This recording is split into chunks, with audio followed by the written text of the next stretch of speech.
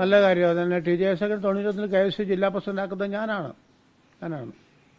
കുറേ വാഗ്വാദങ്ങളും പ്രശ്നങ്ങളൊക്കെ ഉണ്ടായിരുന്നു ഇടയ്ക്ക്, പക്ഷേ പ്രസിഡന്റ് ആക്കുന്നത് ഞാൻ തന്നെയാണ്. അപ്പം ഞാൻ എന്നോട് കഴിഞ്ഞ ദിവസം വരെ ഒന്നിച്ചാണ് പോയിക്കൊണ്ടിരുന്നത് ഞങ്ങളൊക്കെ. ഇപ്പോൾ വ്യത്യാസമൊന്നുമില്ല കാര്യത്തിൽ. പിന്നെ സംശയം എന്താ, പാർട്ടിയുടെ കാര്യത്തിൽ ഇപ്പോൾ ആര് വന്നാലും ഏതാൾ വെച്ചാലും പാർട്ടി നേതൃസ്ഥാനത്ത് വെച്ചാലും അംഗീകരിക്കുക, അവരോടൊപ്പം പ്രവർത്തിക്കുക എന്നുള്ളതാണ് എൻ്റെ ഉത്തരവാദിത്വം. ഞാനത് നിർവഹിക്കും. എനിക്ക് ഔട്ട് ഓഫ് വേ ഒരു ഇൻട്രസ്റ്റ് ഇക്കാര്യത്തിലില്ല. അറിയാലോ, സുരജിത്തിനോട് ഞാൻ പറയണം.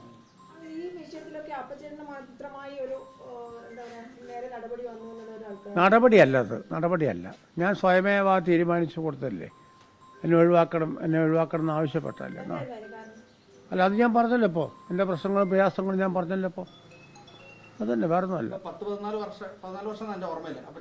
അല്ല, 14 12 വർഷം ആദ്യം ഞാൻ ഇലക്ടഡ് DCC പ്രസിഡൻ്റായിരുന്നു. 91 പ്രസിഡൻ്റായി 2002 വരെ ഞാൻ MLA ആയതിനു ശേഷമാണ് KP തോമസിന് ചുമതല കൈമാറുന്നത്. പിന്നെ അതിനുശേഷം പിന്നീട് KPC എക്സിക്യൂട്ടീവിലും UDFൻ്റെ കൺവീനറായിട്ട് മറ്റൊക്കെ പലതരത്തിലും പ്രവർത്തിച്ചിട്ടുണ്ട്.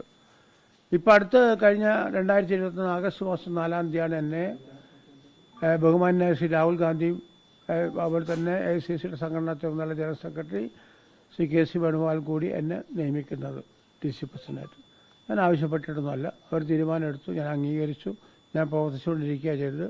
അതിനിടയ്ക്കൊക്കെ ചില പ്രശ്നങ്ങളൊക്കെ വയനാട്ടിലുണ്ടായി. അതിനൊന്നും ഞാൻ ഉത്തരവാദിയല്ല. പല പ്രശ്നങ്ങളും ഉണ്ടായിട്ടുണ്ട്. പലർക്കും പല താല്പര്യങ്ങളുണ്ടാകാമായിരിക്കാം. എന്ന് പരിശോധിക്കാനും പോയിട്ടില്ല, സംസാരിക്കാനും ഞാൻ പോയിട്ടില്ല കാര്യത്തെ പറ്റി. അങ്ങ് DCC പ്രസിഡന്റ് ആയിരുന്ന സമയത്ത് നിർണായകമായ പല തീരുമാനങ്ങൾ, ഗാന്ധിയോടൊപ്പം മത്സരിക്കാൻ വരുന്നു, വിജയിച്ചു, പല കൽപ്പനകൾ കൂടെ ജയിക്കാൻ പറ്റി, അങ്ങനെ കുറെ നിർണായകമായ സമയത്ത്. അപ്പൊ പിന്നീട് വിവാദങ്ങളും വന്നു. 91 സമയത്തൊക്കെ എന്താ അങ്ങയുടെ പേരിലേക്ക് വിവാദം വന്നപ്പോൾ ഒരു പിന്തുണ നേതൃത്വത്തിന്റെ ഭാഗത്ത് കിട്ടിയോ യഥാർത്ഥത്തിൽ? അല്ല, നേതൃത്വത്തിന് KPCC നേതൃത്വത്തിന് പൂർണ്ണമായിട്ട് എൻ്റെ ഇതിലൊക്കെ ഉള്ള പങ്ക്, ഞാൻ ആരാണെന്ന് ഞാൻ എന്താണെന്നൊക്കെ വ്യക്തമായിട്ട് ഇവർക്ക് ബോധ്യമുണ്ട്. ഈ പറഞ്ഞ രാഹുൽ ഗാന്ധിക്കും അറിയാം കാര്യം, KC വേണുഗോപാലിനും അറിയാം, സണ്ണി ജോസഫ് സാറിനും അറിയാം, എല്ലാവർക്കും അറിയാം ഞാൻ ആരാണ്. കേന്ദ്രീകരിക്കപ്പെട്ടത് അപ്പൻചേട്ടൻ്റെ ഒരു പേരിലേക്കാണല്ലോ, അതിലൊരു വിഷമം തോന്നിയോ? അല്ല, കേന്ദ്രീകരിക്കപ്പെട്ടിട്ടില്ലല്ലോ. ഞാനും ഒരു കക്ഷിയായി അതിനകത്ത്. വിജയൻ എഴുതി വെച്ച കുറിപ്പിൽ എൻ്റെ പേര് എഴുതി വെച്ചിരിക്കുന്നു. ഞാനും കൂടെ അറിഞ്ഞുകൊണ്ടൊരു പൈസ വാങ്ങിച്ചെന്ന് പറയുന്നു. പിന്നെ അയാൾ വക്കീൽ നോട്ടീസിന് മറുപടി കൊടുക്കും, പറയുന്നു എൻ്റെ മകൻ്റെ ചികിത്സയ്ക്ക് വേണ്ടി ഞാൻ പലിശയ്ക്ക് ഒരാളുടെ 10 ലക്ഷം രൂപ വാങ്ങിച്ചാണെന്ന് പറയുന്നു. അങ്ങനെ പറഞ്ഞുകൊണ്ടാണ് എനിക്ക് മുൻകൂർ ജാമ്യം കിട്ടിയത് കേസിൽ. ആകെ പരിശോധിച്ചു കൊടുത്തല്ലേ? കൊടുത്തു. ഒരു കേസ് ചാർജ് ഷീറ്റ് കൊടുത്തു കാണും ചിലപ്പോൾ അവരിപ്പോൾ. ആർക്ക്?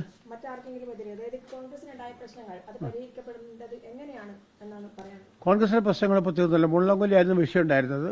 അത് കഴിഞ്ഞ 2-3 ദിവസം മുമ്പ് ഞാനും KPC നിയോഗിക്കപ്പെട്ട സജി ജോസഫ് MLAയും ജമീല അലിപ്പറ്റയും ഞങ്ങളൊക്കെ കൊടുപ്പ് എൻ്റെ അധ്യക്ഷതയിൽ തന്നെ യോഗം ചേർന്ന് ആ ഇഷ്യൂസ് എല്ലാം സെറ്റിൽ ചെയ്തു. യോജിച്ച് പോകാൻ തീരുമാനിച്ചു. അവരൊക്കെ പാർട്ടി തിരിച്ചെടുക്കാൻ തീരുമാനിച്ചു. അന്ന് പുറത്താക്കിയ ആൾക്കാരൊക്കെ അങ്ങനെ ഒരു നല്ല അന്തരീക്ഷത്തിലാണ് അന്ന് അവിടുന്ന് പിരിഞ്ഞത്. എന്തിനാ വിശ്രമിക്കുന്നത്? വിശ്രമിക്കേണ്ട കാര്യമൊന്നുമില്ല. പക്ഷെ എനിക്കൊരു ദുഃഖമുണ്ട്. മനോരമ പത്രത്തിൽ നിന്ന് വന്ന ഹെഡിങ്, മനോരമയുടെ ആരാ ഉള്ള അവിടെ? പത്രക്കാരും വന്നില്ലല്ലോ. അറിയിക്കാം പറഞ്ഞോ. അതെ, remove. I don't know that about it. അതാണ് അതിന്റെ മറുപടി. എന്താ കറക്റ്റ്. ഞാൻ 4 പ്രാവശ്യം അങ്ങ് അവർ വന്നതിന് ശേഷം പ്രാവശ്യം കണ്ടിട്ടുണ്ട്, സംസാരിച്ചിട്ടുണ്ട്. നേരിൽ ഒറ്റയ്ക്ക് സംസാരിച്ചിട്ടുണ്ട്. അതിനുശേഷം 2-3 പ്രാവശ്യമായി കണ്ടു, സംസാരിച്ചു.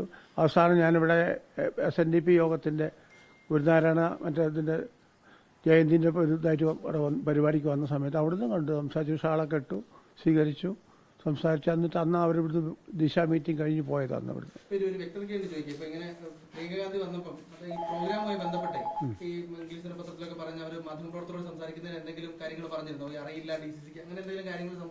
അല്ല, അങ്ങനെയല്ല ഞാൻ പറഞ്ഞത്. അത് ഇപ്പോഴത്തെ പ്രോഗ്രാം എടുത്ത് തീരുമാനിക്കുന്നത് പിന്നെ MB ഓഫീസിനാണ്. നമ്മളല്ല, ഡേ ടു ഡേ പ്രോഗ്രാമാണ്. ഒരു കറണ്ട് പ്രോഗ്രാമായിട്ട് നേരിട്ട് 6 ദിവസത്തെ പരിപാടി ഒന്നായിട്ട് തയ്യാറാക്കിയിട്ടില്ല ഇപ്രാവശ്യം. അവരെന്നോട് പറഞ്ഞു, എന്താ പറഞ്ഞതെന്ന് വെച്ചാൽ അവർ സോഷ്യൽ സർവീസ് ഓർഗനൈസേഷൻസും അതുപോലെ വ്യക്തികളെയും അതുപോലെ തന്നെ മറ്റുള്ള സാമൂഹിക സംഘടനകളൊക്കെ കണ്ട് സംസാരിക്കണം. അതുപോലെ തന്നെ ഇവിടുത്തെ കൃഷിക്കാരുടെ പ്രശ്നങ്ങൾ അറിയണം, മാൻ ആനിമൽ കോൺഫ്ലിക്റ്റിനെ സംബന്ധിച്ചറിയണം, രാത്രി യാത്രയെ സംബന്ധിച്ചറിയണം, നിലമ്പൂർ നഞ്ചങ്കോട് റെയിൽവേ സംബന്ധിച്ചറിയണം. ഇതൊക്കെയാണ് പറഞ്ഞവർ. അതൊക്കെയാണ് അവർ അന്വേഷിച്ചത്.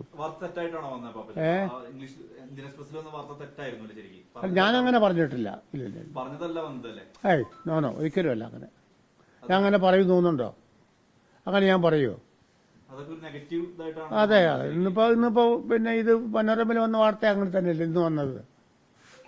ഞാൻ മനസ്സറിവുണ്ടേ തിരക്കില്ല, ഞാൻ സമ്മതിക്കും. എനിക്ക് അതിന് കള്ളം പറയേണ്ട കാര്യമൊന്നുമില്ല. എൻ്റെ പൊതുജീവിതം എന്ന് പറഞ്ഞാൽ 100% സത്യസന്ധമായ ഒരു പൊതുജീവിതം എൻ്റെത്. ഞാൻ ആരോടൊന്നും വാങ്ങാനോ അല്ലെങ്കിൽ ഒന്നും അഴിമതി നടത്താനോ അല്ലെങ്കിൽ മറ്റെന്തെങ്കിലും വേണ്ടിയിട്ടോ ഞാനൊരു കാലത്തും നിന്നിട്ടില്ല. എനിക്ക് എൻ്റെ ജീവിതത്തിൻ്റെ പ്രയാസങ്ങളുണ്ട്, ഞാൻ അനുഭവിക്കുന്നുണ്ട്. സ്വയം അനുഭവിക്കുകയാണ്, എൻ്റെ കുടുംബം അനുഭവിക്കുന്നുണ്ട്. അതിലൊന്നും എനിക്കൊരു പ്രശ്നമില്ല. പാർട്ടിക്ക് വേണ്ടിയല്ലേ, പാർട്ടിക്ക് വേണ്ടി ഇനി എന്തുവേണമെങ്കിലും ചെയ്യും, ഒരു കുഴപ്പമില്ല കാര്യത്തിൽ. ഉണ്ടാവും, അവരെന്നെ പരിഗണിക്കാണ്ടിരിക്കില്ലല്ലോ. അവരിപ്പോൾ ഇന്നിപ്പോൾ ഈ പ്രശ്നം ഉണ്ടായപ്പോൾ തന്നെ എന്നെ ACC മെമ്പറായിട്ട് അവർ എടുത്തല്ലോ. അവരിപ്പോൾ പരിഗണിച്ചവർ എന്നെ അവർ ഒഴിവാക്കിയില്ല. ഒന്നുമില്ലാണ്ട് എന്നെ ഇവിടുന്ന് പടിയിറക്കി വിടുന്ന വിധത്തിലല്ലല്ലോ വിട്ടവർ. അത് ചെയ്തല്ലോ. ഇന്നലെ പിന്നെ നമ്മുടെ ACC ബഹുമാനായ പ്രസിഡന്റ് മല്ലികാർജ്ജുന ഖാർഗേജി അന്നത്തെ വാർത്ത എനിക്ക് അയച്ചു തന്നിട്ടുള്ളത് വാട്സപ്പിൽ. അതൊന്നും പ്രശ്നമില്ല. ഇത് ഇങ്ങനെ ICC ഇയാളെ പുതിയ DC പ്രസിഡന്റ് ആക്കിയിട്ട് എന്നെ ഇങ്ങനെ നിയമിച്ചിട്ട് വരണം, ഉത്തരവിറക്കിട്ടോ. KC വേണുഗോപാലിനോട് പറയുകയും ചെയ്തത് ഇങ്ങനെ ചെയ്യാൻ പോകണമെന്ന് എന്നോട് പറഞ്ഞിരുന്നു. ഞാൻ എക്സ്പെക്ട് ചെയ്തു ആ കാര്യം 100%. അതെ അതെ.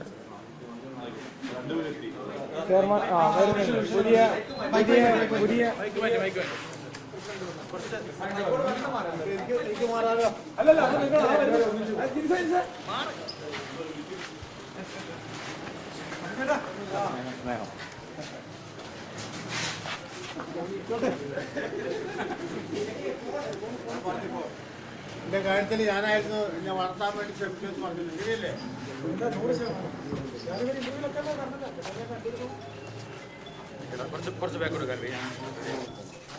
ഇത് സ്വന്തം ഒരു കൂത്ത മകനെ പോലെയാ കാണുന്നവന് കേട്ടോ.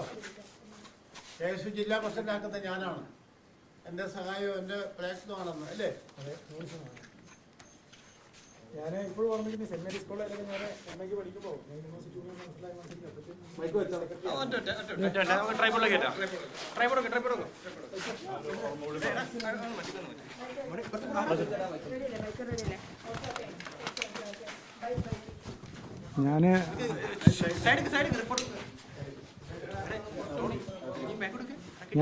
ഞാൻ അപ്പൻചേട്ടനെ ആദ്യമായിട്ട് കാണുന്ന 1984-ലാണ്. 1984 അപ്പൻചേട്ടൻ അന്ന് DCC മെമ്പറാണ്, എക്സിക്യൂട്ടീവ് മെമ്പറാണ്.